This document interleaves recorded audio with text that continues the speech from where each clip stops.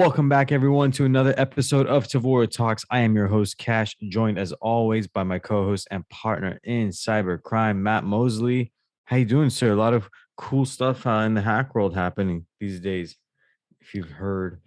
Yeah, some cool stuff and some not so cool stuff. Yeah, some things that deceptive things to the public, I guess, from what you were talking about. Where do we start? Where do you want to start? I think we should just dive into it. Should we Yeah, you start? want to start with Proton Mail and then we can Yeah, cap it let's. off with what you Okay, wanted yeah. to do. Yeah, let's do it. Let's talk about Proton. You brought this up, Proton Mail. I said, what is Proton Mail? And I guess shed some light. What is it? What happened? Yeah, so Proton Mail, I don't know how long they've been around, but I know a lot of people have been switching over to them for the last few years because they got tired of like their free email being bombarded by ad-based revenue models like Gmail and Yahoo and all that stuff, on top of the fact that, I mean, how many times has Yahoo Mail been breached? Oh So yeah. that was one of the reasons I switched over to Proton Mail. And then just recently, and I get it, I totally understand it, but the whole thing with Proton Mail is that they advertise that they wouldn't log who you are, where you come from, your information, all that stuff. They're all about privacy and all that stuff. Even on their website it says Proton Mail is email that respects privacy and puts people, not advertisers, first. Your data belongs to you and our encryption ensures that. Huh. I mean, but And do they stand by it? Because a right, lot of and then people, all I of a guess, have sudden said that. this week we hear that the government reached out to them in a collaboration effort with the French government to get logs for an activist in France. And so they said, well, we're obligated to, adhere to our government. We don't respond to foreign governments, but if our government reaches out to us, we have an obligation. Right. And I get that. But if you don't do logging, then there's no logs to Yeah. turn Then over. So, what did they hand over exactly? Maybe they said, here, just give them something. right. And I don't know, I'm not familiar with Swiss privacy laws or, what Switzerland has in place, but is there a law that says you have to keep logs? Right. Like, I don't so know. it's just really kind of confusing right now. And I think, even though Proton Mail released a statement, I think people are a little freaked out about it. Honestly, I know I'm a little freaked out about it, even though I don't really have anything to hide. It's just the fact that I'm using this service for this reason of privacy. And now I'm wondering what else is going on, What are you hiding, Matt? Let's talk about that. Yeah, I mean, honestly, a lot of my bills, my utility bills and stuff go to that account. And so I don't want people getting into that information. And I think the service is fine, right? I haven't heard of any breaches in the past. Everything's encrypted and in encryption supposedly. And while I haven't tested it, I trust that, but I also trusted that they didn't do logs. So now I don't know. So I I don't know what wonder, to think. So, you know, that thing that you said, if there's like a minimum law of like minimum amount of logs that you have to retain, if that was a thing, I think 80% of the companies we speak with would be fined, heavily fined. right. Some of them don't even keep logs in the States. So I don't know. The So free let mail me, server keep logs. That would pile up if there's no ads and whatnot. It's like somebody has to pay for that, right? right. And I get that. Right. And so I do pay for the service. And, Oh, there's okay. that So it is saying a that if you paid thing. don't I pay for see. the service, right, you're the product, right? Like if you're using Gmail for free, well, obviously they're going to make a buck off of you. Got it. Got it.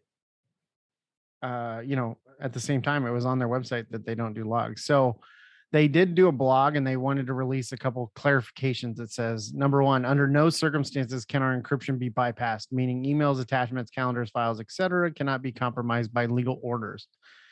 Number two, Proton Mail does not give data to foreign governments. That's illegal under Article 271 of the Swiss Criminal Code. Okay, so that's good. Okay. But they say we only comply with legally binding orders from Swiss authorities.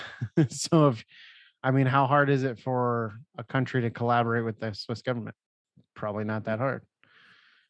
Swiss I wonder authorities what will only approve requests which meet Swiss legal standards. The only law that matters is Swiss law. All right. Good to know. Under current Swiss law, email and VPN are treated differently, and Proton VPN cannot be compelled to log user data. So I guess you're still good if you're using Proton VPN.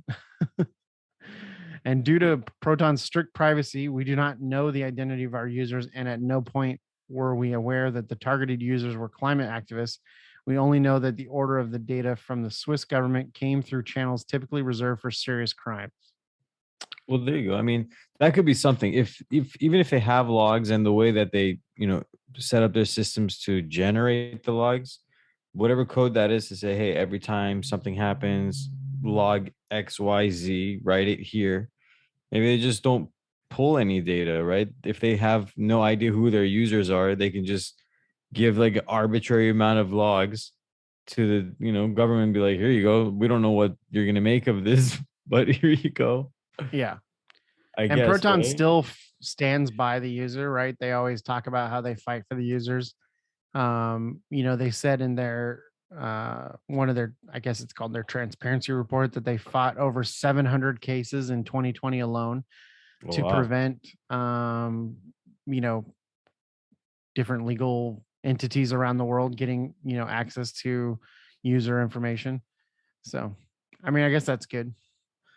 They still Well, provide you Tor and anonymous access. They don't block those access points, which is good. So at least somebody's trying to protect access to information out there, because I got one for you. Are you ready for this? About what's that? protecting access, I guess. Maybe it'll line up, right? This Confluence, Confluence, everybody uses Confluence to host internal data, whatever, company policies, some docs, you never know, right? You use Confluence for anything, really. Right. If you work in corporate America, you probably use Confluence. Yeah, for something, and you may not even know it's called Confluence, right? It's like, oh, our portal for all of our records, Our whatever it is. internal wiki or Yeah, whatever. exactly. Good. Yeah, internal wiki, perfect. So yeah, so the breach, not a breach. I'm sorry, vulnerability CV 2021-26084.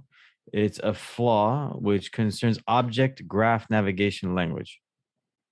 But what does that mean? What is it? Could be like the Mace exploit, arbitrary code, right? Arbitrary code execution on the server. So it could be potentially bad, right? It depends on what you have in that server.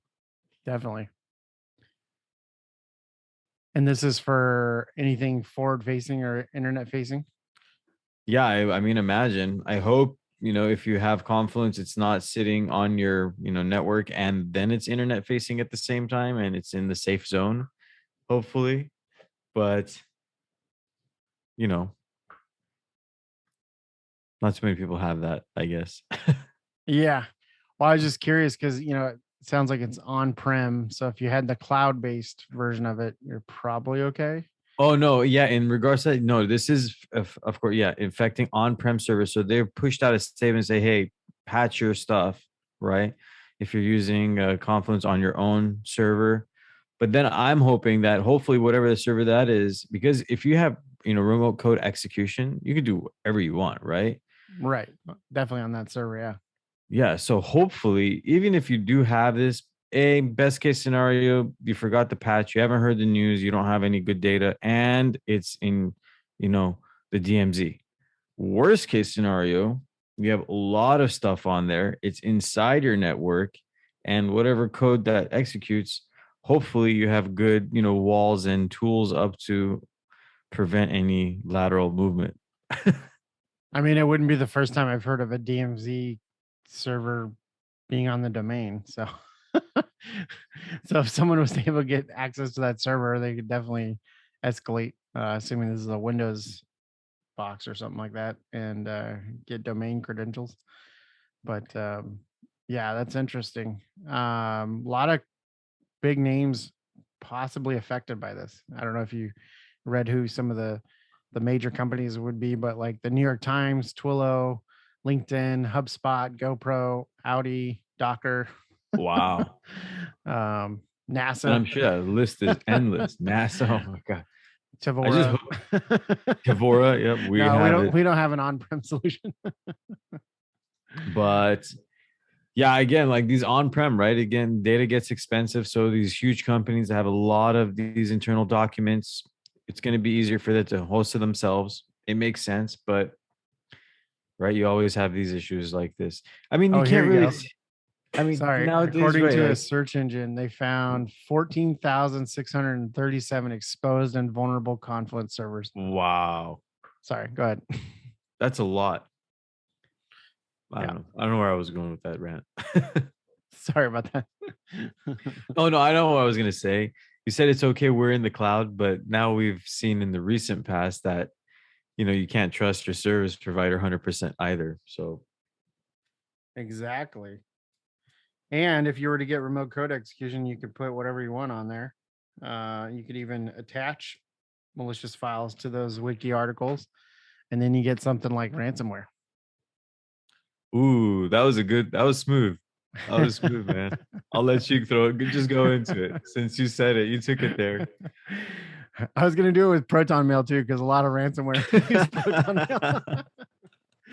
So the I big feel like story, and yeah, go.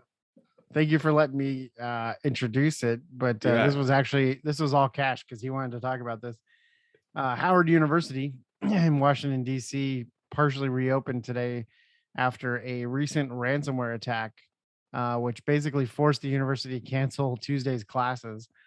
So a lot of the in-person classes are resuming, but the online or hybrid undergraduate courses still remain up in the air. That nobody knows what's going on at this point. They're still investigating, and I guess it started last Friday. That's And crazy. so, yeah, once I again, wonder. I another read somewhere ransomware they had attack. to pay. Did they actually pay the ransom? I did not read that, but if you did, Hmm. that's I wonder what the price was. For once, I think like hacking the school paid off for the students. I don't think any student's gonna be like, oh man, we got hacked. So Well, I mean, maybe it's a little bit of karma, right? Because did schools discount tuition at all for this remote hybrid stuff? learning, no, they didn't. They definitely didn't. I'll tell Right. you I haven't that. heard of any schools discounting anything. So Not only did they not discount to go on that route real quick, some of my friends who weren't even living in the country at the time of the COVID on, remote learning, yeah, the school still charged for like student service fees for like right. events and stuff. It's like, well, what events did we go to? Right. There were no events. And then they're like, no, no, yeah, yeah, just hosting Zoom. It's like going towards Zoom. Like, no, it's not, man. It's a lot of money. Yeah, for But sure. It's not cheap at all. well, So then in that case, whoever's hacking schools out there, just boost everybody's grade to an A. And or be then, like Robin Hood and just give the money back to the students. yeah, something. Yeah, give back to the students somehow and then release your ransomware so that we can stay employed. But I guess moral of the story, on all fronts is what remote code execution can be really bad. That can lead to ransomware. So hopefully, wherever files you have those backed up in case your Confluence goes down. Um, if you get hit with ransomware, hopefully you have those systems and files backed up. Otherwise, that's going to be challenging. Yep. And what else? Zero Anything trust, else? man. Oh yeah, zero trust. Trust nobody. Trust nothing. I think with ransomware and just the state of the world, zero trust is the way to go. I mean, I don't know of a better model. I'm sure someone has opinions about this. And if you're out there, cool. Like, let's hear it. I would love to have a not a debate, but a discussion on zero trust and what's better. Because I honestly would like to know. But man, zero trust and like secure backups and regular backups are the only thing that's gonna help stop ransomware. you know and most attacks, actually all attacks, right? Zero trust should help stop all attacks. It won't prevent the attack, but it'll help stop the attack. So Yeah, everything's a little bit extra heavy on trying to prevent. So, but right, I do think we should definitely dive into zero trust. It's not a new thing, but I think it's trying to be more adopted nowadays. Easier said than done, I guess, for some places, especially right. if you're kind of like on an old system. It's like, how do you overhaul everything to zero trust? But let's talk about that one day. We'll bring one of our solutions engineers maybe about on there that we can kind of squeeze some information out of too, and we'll kind of go from there. But as far as the news is concerned today, nothing else I kind of want to cover. Anything else you want to shed some No, light I on? think that does it. I think we're good for right now, and then catch us back next week.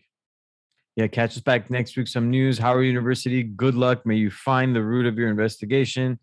And hopefully you had backups. If not, and you do need some outside help, you can always call Matt and Cash and the IR team here at Tevora. There's my shameless plug. And I guess we'll catch you on the flip side. Till next time.